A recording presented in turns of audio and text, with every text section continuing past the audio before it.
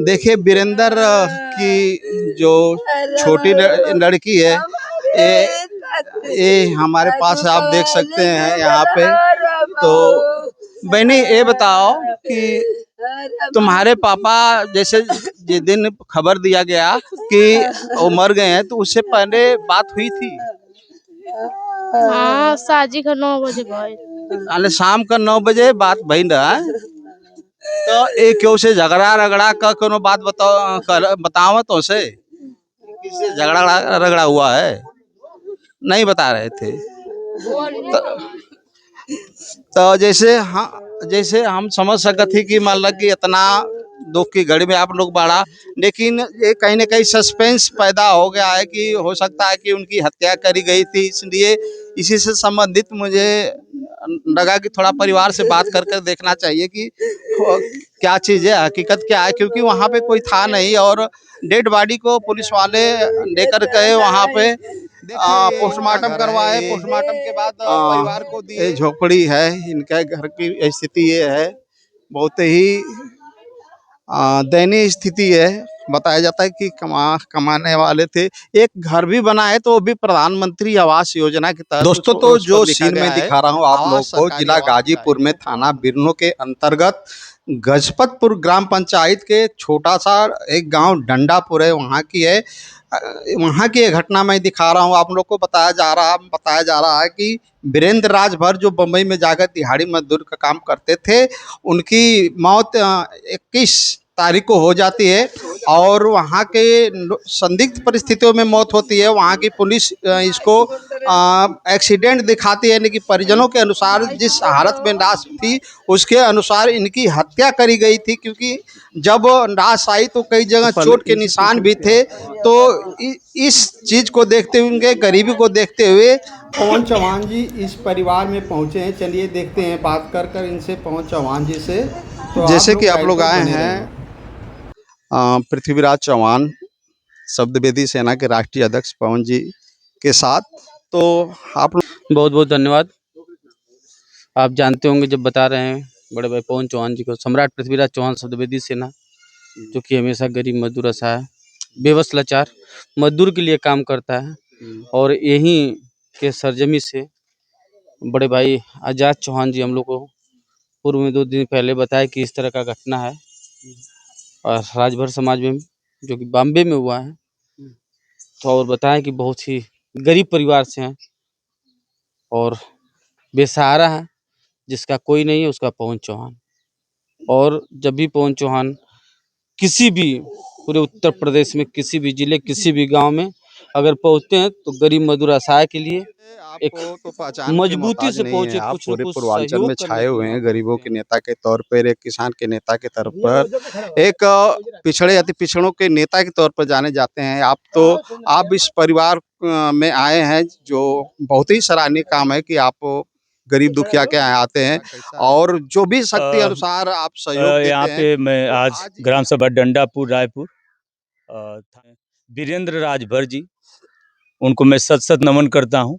और वीरेंद्र राजभर जी अपने परिवार के लिए एक कंधा के सहारे थे। एक बहन है, उनकी बेटी है और ये पत्नी है, एक बेटा। सत सत नमन पहले उनको, जो आज बॉम्बे में पूरी जीविका चलाने के लिए, बच्चों को स्कूल जाने के लिए सारी व्यवस्था वीरेंद्र राजभर जी करते थे, लेकिन आज उनकी निर्मम हत्या कर दी गई है भिमंडी बॉम्बे में। बॉम्बे की और पुलिस जांच में लगी हुई है कि जांच कर उन अपराधियों को कड़ी से कड़ी सजा मिलेगी, तब जाकर वीरेंद्र राजभर के परिवार को न्याय मिलेगा। सर, जैसे मैं जानता हूं और मैं पूरे लोग जानते हैं, आप जहां गरीब को कई जगह घर दिए हैं, घर बनवाए हैं, तो जो पैसा का मैनेजमेंट आप कैसे करते हैं? देखिए, हमारा सम्राट पृथ्वीराज शब्दवेदी सेना संगठन है और उस संगठन का मैं राष्ट्रीय अध्यक्ष हूँ। और जनवादी पार्टी है हमारी, जिसके राष्ट्रीय अध्यक्ष माननीय डॉक्टर संजय चौहान जी, जो गरीबों के लिए, किसानों के लिए, मजदूरों के लिए, जो दलितों के लिए, पिछड़ों के लिए लड़ाई लड़कर मजदूरों को, हर जाति को जिस तरह हर जाति को न्याय मिलता है, आरक्षण का बंटवारा के लिए उनके सहयोगी जनवादी पार्टी के नेता पदाधिकारी आज लड़ते हुए जेल में बंद हैं। उनके कारवा को चलाने के लिए सम्राट पृथ्वीराज शब्दवेदी सेना के मैं राष्ट्रीय अध्यक्ष और समाप्त पदाधिकारी जो आज हम लोग गरीबों के लिए घर बनाते हैं, आर्थिक मदद करते हैं, हॉस्पिटल में रक्तदान करते हैं। एक दिन में 16-16 यूनिट रक्तदान हम करते हैं बहनों के लिए शादी में, विवाह में आर्थिक मदद करते हैं। तो ये सब संगठन से और पार्टी से होता है। और संगठन में लाखों युवा जुड़े हैं जो विदेश में रहते हैं, जैसे जयप्रकाश चौहान जी हैं विदेश में, हरिचंद चौहान जी हैं, बड़े भैया शंभू चौहान जी सिकंदरपुर से हैं, दिनेश भैया बनारस से हैं, रामजीत हैं जो गाजीपुर खुटां से हैं, आजमगढ़ में। इस तरह तमाम प्रकार के, डॉक्टर परमेश्वर चौहान जी हैं जो मऊ से हैं, सत्येंद्र चौहान जी हैं कासमाबाद से, तो ऐसे हरिशंकर चौहान जी हैं कासमा, ऐसे तमाम प्रकार के नौजवान में नाम लेता रहूँगा तो समझ लीजिए कि दिन समाप्त हो जाएगा, रात आ जाएगी। ऐसे गरीबों के लिए चंद्रभान चौहान नेताजी हैं जो कहीं भी कह देता हूँ तो मदद करते हैं, अपने सहयोग से कहीं भी जाना होता है तो हम लोगों को ले जाते हैं। तो माँ के लिए हम लोग आए, वीरेंद्र राज भर जी के परिवार में आए, तो हम लोग दुख तो व्यतीत करेंगे, लेकिन अपने संगठन, अपने पार्टी की तरफ से इनको हम लोग सहयोग करने।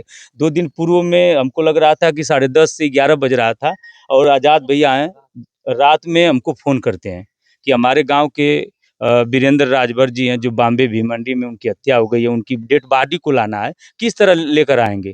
तो जब इनकी स्थिति अच्छी थी तो गरीब के किसी भी बहन की शादी हो जाती थी तो हमारे संगठन में 50 किलो आटा और 5 बर्तन देने का काम करते थे, 2-4 हज़ार रुपया दिन। तो इनकी बात को जब हम लोग ने सुना तो ये कहा कि नहीं, आज इनका कंधा कमज़ोर हो चुका है आज़ाद जी का, तो कंधा कमज़ोर करने मजबूत करने के लिए हम लोगों को आगे आना। तो अपने संगठन के वरिष्ठ जन से बात किया, जैसे सत्यवंत चौहान जी हैं जो मधुबन घोसी के हैं, वीरेंद्र चौहान जी हैं जो दिल्ली में, ऐसे तमाम ज़्यादा नाम मैं लिख कर भेजता हूँ कि कौन लोग मदद किए हैं।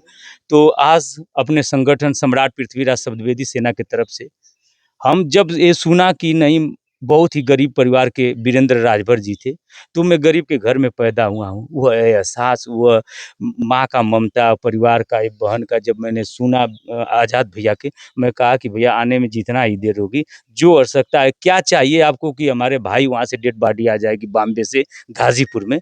तो इन्होंने कहा कि भैया क्या करने की, हमने कहा कि आप बताइए कि मैं क्या कर सकता हूँ उस परिवार के लिए। इन्होंने कहा कि भैया 12,000 रुपया तो हो गया है, 10,000 रुपया अगर आप कर देंगे, गांव के लोग, भाई लोग जो लगाए हैं, अगर आप कर देंगे तो 10,000। तो मैंने तुरंत कहा कि आज़ाद भैया आप चिंता मत करिए, आपका भाई है। तो मैं आज हॉस्पिटल में मैं था अपने भांजी को लेकर लगभग 22 दिन से, लेकिन मैं जैसे ही वहाँ से छुट्टी पर आया तो मैं कहा कि परिवार से, वीरेंद्र राजभर के परिवार से मिलना चाहिए। बहन से, ये छोटी-छोटी बहन है, कहीं भी आपके माध्यम से बताना चाहता हूँ, इसकी पढ़ाई के लिए अगर कहीं भी अगर ये पढ़ने में हमारी बहन अगर अच्छा होगी तो मैं इसकी पढ़ाई कम नहीं होने दूँगा, लाख मुझे भीख मांगना पड़ेगा, इसको पढ़ाने का काम करूँगा। तो आज मैं यहाँ पे डंडापुर में वीरेंद्र राजभर जी के परिवार को अपने संगठन के माध्यम से, जो हमारे भाई सहयोग किए हैं, मैं आप लोगों को भी नमन, साथ में आपके माता-पिता, क्योंकि मेरे घर का 1 रुपया नहीं लगता है।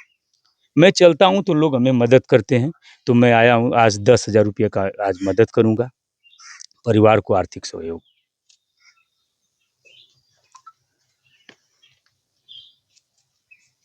और ये माँ के लिए, और वीडियो बनाने का जी हमारा यही तात्पर्य, क्योंकि मेरे घर का 1 रुपया नहीं लगता है, क्योंकि लोग जो देते हैं पैसा कहाँ पहुँचता है, इसलिए लोगों में एक उत्साह होती है कि नहीं, पवन भैया जहाँ हम लोग देते हैं वहाँ पे पहुँचाते हैं। आज जो लोग भाई आप लोग देते हैं, मदद करते हैं, तो सीधे आप देखिए वीरेंद्र राजभर जी की पत्नी को, परिवार को 10,000 रुपये का सहयोग कर रहा हूँ। तो दोस्तों, एक राजनेता के कैसा होना चाहिए, जैसे मेरी सारी वीडियो आप लोग देखते हैं कि एक राजनेता को कैसा होना चाहिए, समाज में उसकी छवि कैसी होनी चाहिए।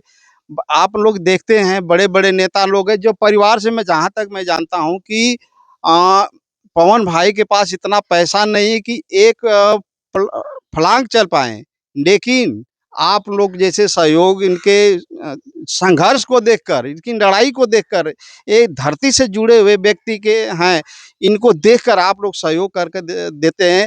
और उस सहयोग की राशि पवन भैया गरीबों में, दुखियों में, परेशान लोगों में, हैरान लोगों में देकर उनका सहयोग करते हैं। इसके लिए मैं अपने चैनल से, पीडी न्यूज़ से कोटि-कोटि बधाई देता हूँ पवन चौहान को, और दैनिक भास्कर की तरफ से आपका बहुत-बहुत धन्यवाद।